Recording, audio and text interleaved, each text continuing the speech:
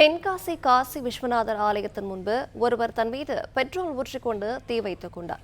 கூடுதல் தகவல்களை தருகிறார் நம்முடைய செய்தியாளர் சிக்கிராஜன். வணக்கம். இந்த சம்பவம் தொடர்பான மேலும் விவரங்கள். வணக்கம். தென்னிந்தியாவில் மிகவும் பிரசித்தி பெற்ற ஆலயமாக கருதப்படுவது தென்காசியில் அமைந்துள்ள அருள்மிகு தென்காசி காசி விஸ்வநாதர் ஆலயமாகும்.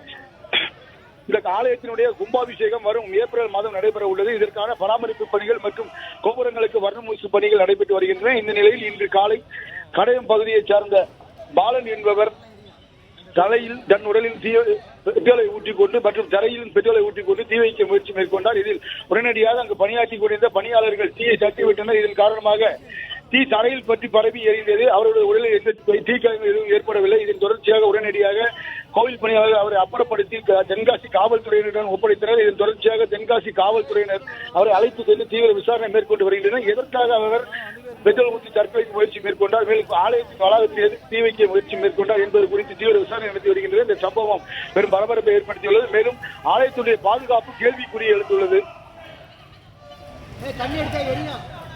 விவரங்களை வழங்கியமைக்க நன்றி சிக்கிராஜ்.